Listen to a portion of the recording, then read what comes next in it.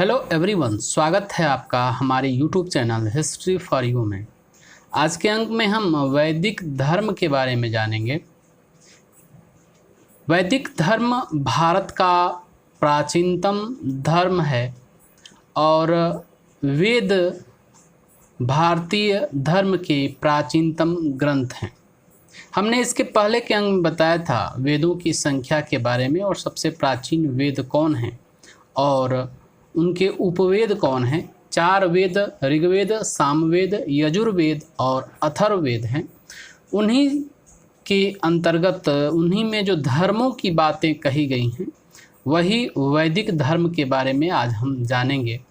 तो वैदिक धर्म 2 भागों में विभाजित है, जिसमें पहला जो है वह ऋग्वैदिक धर्म है और दूसरा उत्तर वैदिक धर्म है। जो ऋग्वैदिक धर्म है अर्थात ऋग्वेद में जो धर्म के बारे में बातें बताई गई हैं उन बातों को हम जानेंगे और उत्तर वैदिक धर्म के अंतर्गत यजुर्वेद, सामवेद और अथर्ववेद, इन तीनों वेदों में जो धर्म के बारे में बताया गया है उसके बारे में हम जानेंगे। जो ऋग्वैदिक धर्म है उस ऋग्वेद में कही गई धर्म की बातें, यह ऋग्वेद के रचना का जो समय है वह 1500 ईसा पूर्व से 1000 ईसा पूर्व के बीच है और यह समय ऋग्वैदिक काल के नाम से प्रसिद्ध है। ऋग्वैदिक कालीन धर्म में जो ऋग्वैदिक कालीन धर्म की प्रमुख विशेषताएं हैं उन विशेषताओं में देवताओं की प्रधानता थी और इनमें से अधिकांश देवता वह प्राकृतिक तत्वों के प्रतीक थे। तत्कालीन समय में जिन प्राकृतिक चीज़ों के बारे में जानकारी नहीं थी उन सभी को देवताओं से जोड़ दिया गया। प्राकृतिक तत्वों के उन सभी को देवताओं से संबोधित किया गया और इस ऋग्वेद में सैद्धांतिक रूप से कुल 33 देवताओं के बारे में वर्णन है। इन 33 देवताओं को 33 कोटि के देवताओं के नाम से भी जाना जाता है, जिसका सामान्य तात्पर्य और सामान्य विडंबना रूप में यह प्रचारित किया गया कि हिंदू धर्म में 33 करोड़ देवता हैं। वह वास्तव में सत्य नहीं है। 33 कोटि के देवता हैं और इन 33 कोटि के देवताओं में 8 वसु, 11 रुद्र, 12 आदित्य, धौ और पृथ्वी हैं और इन सबको मिलाकर 33 कोटि के देवताओं से संबोधित किया गया। इनमें से तीनों लोकों में से प्रत्येक लोक में देवताओं की संख्या 11 बताई गई है और यास्क ने निरुक्त में देवताओं की संख्या मात्र 3 बताई है। पृथ्वी पर अग्नि, अंतरिक्ष में इंद्र और आकाश में सूर्य। इन्होंने देवताओं की 3 श्रेणियां बताई हैं कि यह देवता 3 श्रेणी के हैं, जिनमें पृथ्वी के देवता के रूप में अग्नि, सोम, बृहस्पति, आपानपात आदि को और पृथ्वी को मठी, दृढ़ी और अर्जुनी भी कहा गया है। दूसरे कोटि के देवता, दूसरे प्रकार के देवता अंतरिक्ष के देवता हैं और अंतरिक्ष के देवताओं में रुद्र, इंद्र, प्रजापति, पर्जन्य, वायु, पूषण आदि देवता हैं। तीसरे प्रकार के देवता में आकाश या धू स्थान के देवता हैं, जिनमें धौस, वरुण, मित्र, विष्णु आदि प्रमुख हैं। आर्यों के सबसे प्राचीन देवता धौ यानी धौस थे। ऋग्वैदिक काल के सबसे महत्वपूर्ण देवता इंद्र थे और यह महत्वपूर्ण इसलिए थे क्योंकि सबसे अधिक श्लोक, सबसे अधिक सूक्त इंद्र के बारे में लिखा गया, जिनकी संख्या 250 थी। यानी इंद्र के 250 सूक्त ऋग्वेद में लिखे गए हैं। इसके बाद के देवताओं में वरुण और अग्नि का स्थान है और अग्नि के बारे में 300 सूक्त लिखे गए। इसके अलावा इंद्र वर्षा का, मरुत तूफान का और वरुण को शक्ति और नैतिकता का देवता माना गया था। वरुण समुद्र के प्रतिनिधि थे और इन्हें रीतस्य गोपा कहा गया। रीतस्य गोपा यानी नैतिक शक्तियों के नियामक। वरुण को शक्ति और नैतिकता का देवता माना गया और उनको रीतस्य गोपा से संबोधित किया गया। इसके पहले के अंग में भी हमने जाना था कि ऋग्वेद में कुल 1028 सूक्त और 10,500 मंत्र हैं और यह 10 मंडलों में विभाजित है। जो ऋग्वैदिक धर्म था, ऋग्वेद में जो धर्म के बारे में बातें बताई गई उसमें सबसे महत्वपूर्ण और सबसे पहली बात यह थी कि ऋग्वैदिक लोग पारलौकिक जीवन में विश्वास नहीं करते थे।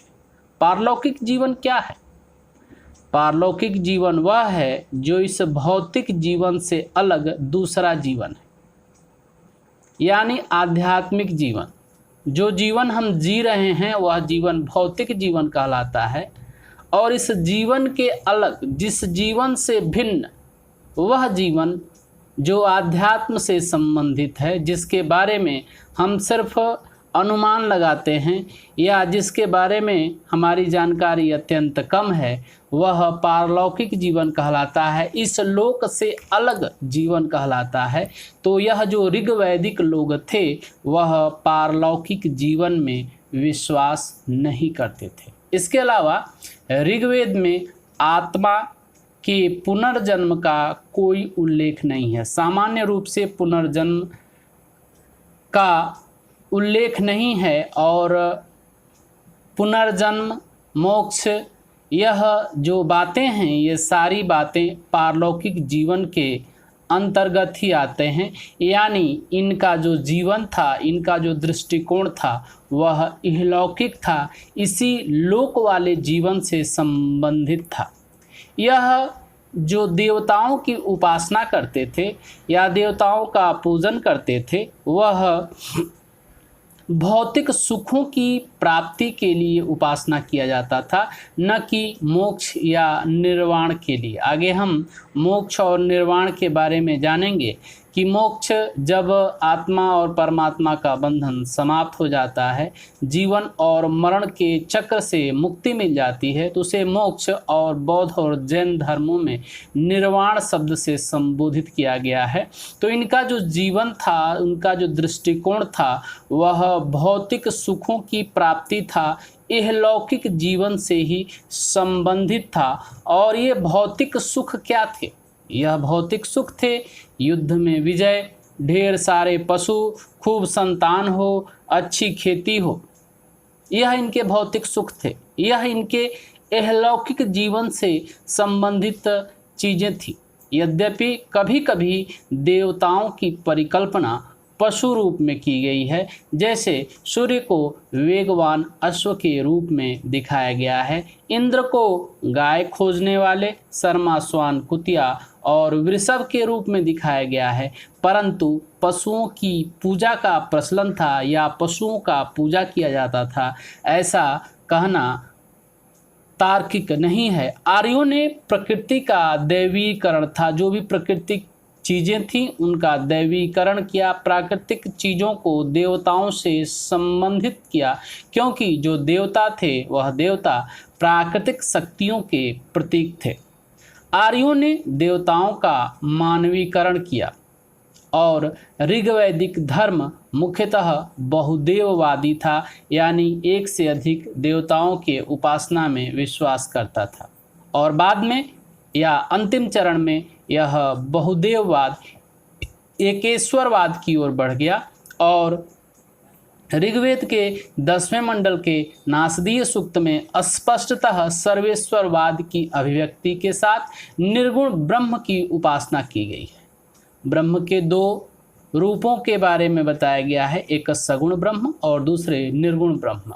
निर्गुण ब्रह्म जो बिना किसी, जिनका कोई निश्चित आकार प्रकार नहीं है, वो उन्हें निर्गुण कहा गया, और सगुण उन्हें कहा गया जिन्हें हम निश्चित आकार प्रकार में स्थापित किए। जैसे विष्णु को हमने स्थापित किया तो विष्णु के हाथ में चक्र और उनके पीछे आभा मंडल, उनको वासुकी नाग पर सोए हुए, लक्ष्मी द्वारा पैर दबाते हुए, यह जो अभिव्यक्ति की गई है यह सगुण विचारधारा के अंतर्गत है। और निर्गुण विचारधारा के अंतर्गत भगवान शिव को ज्योतिर्लिंग के रूप में स्थापित किया गया या उसका कोई निश्चित आकार प्रकार नहीं किया गया। तो इसमें सर्वेश्वरवाद की अभिव्यक्ति के साथ निर्गुण ब्रह्म के उपासना की बात की गई, जिसमें कहा गया एकं सत्य विप्रा बहुधा वदंती, एक सत्य, सत्य एक है लेकिन विप्र लोग उसे अलग अलग नामों से पुकारते हैं।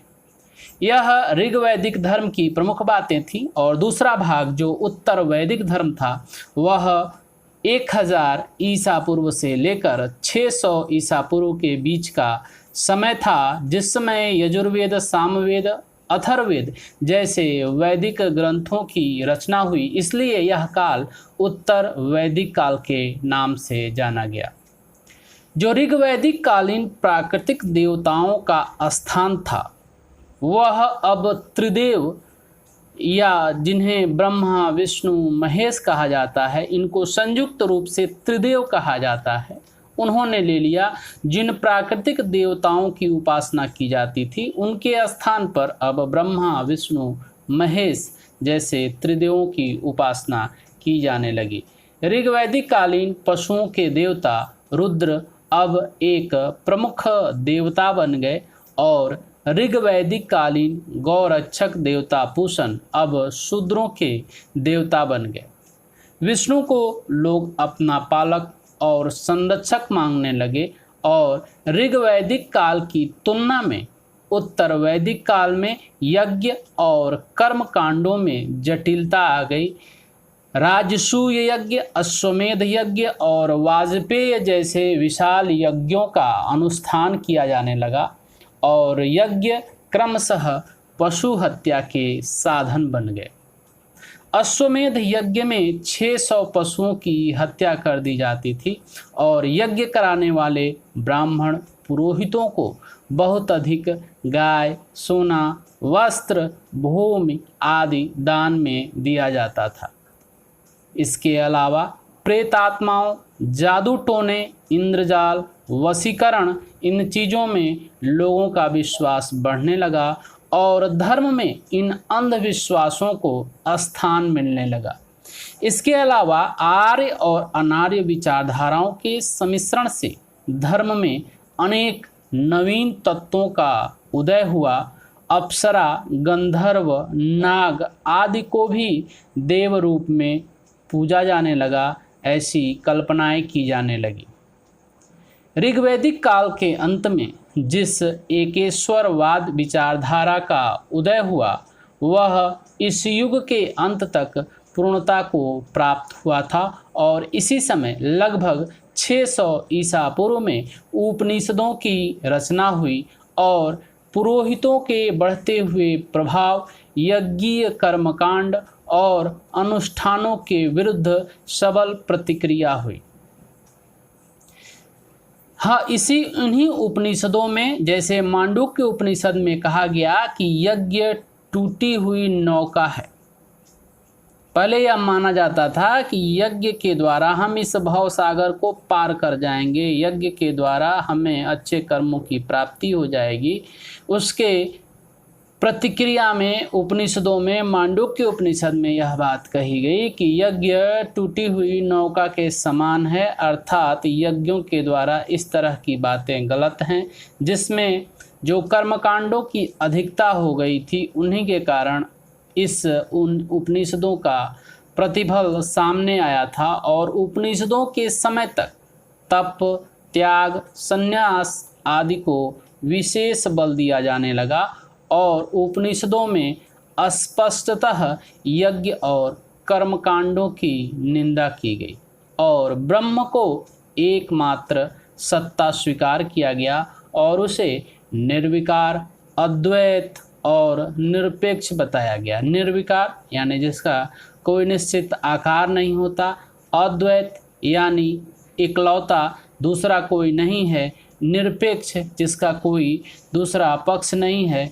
वह बताया गया और जो जगत से परे भी है और उसमें व्याप्त भी है। इसके अलावा उपनिषदों में कहा गया कि आत्म साक्षात्कार ही मोक्ष है और यह आत्म साक्षात्कार तभी हो सकता है जब अज्ञान समाप्त हो जाए, अज्ञान न रहे। अज्ञान के नाश के द्वारा ही आत्म साक्षात्कार की प्राप्ति हो सकती है, मोक्ष की प्राप्ति हो सकती है। इसके अलावा जगत को माया के रूप में चित्रित किया गया। इस तरह आज के अंक में हमने वैदिक कालीन धर्म के विषय में जाना। परीक्षा में प्रश्न पूछा जाता है कि वैदिक कालीन धर्म की प्रमुख बातें क्या थी। उसमें लॉन्ग क्वेश्चन में यह बात पूछी जाएगी, जब तो हम पूर्ण प्रश्न का उत्तर लिखेंगे। इसी प्रश्न को पार्ट वाइज पूछा जाएगा तो उसमें ऋग्वैदिक कालीन धर्म की बात की जाएगी, जिसमें हम केवल ऋग्वैदिक काल में जो धर्म की बातें हैं उनके बारे में लिखेंगे या बताएंगे। और जब हमें संपूर्ण वैदिक कालीन धर्म की बात की जाएगी तो हम ऋग्वैदिक काल और उत्तर वैदिक काल दोनों ही में जो धर्म की बातें बताई गई हैं उनके बारे में हम चर्चा करेंगे। आज के अंक के लिए इतना ही। मिलते हैं एक नए अंक के साथ, तब तक के लिए बहुत बहुत धन्यवाद।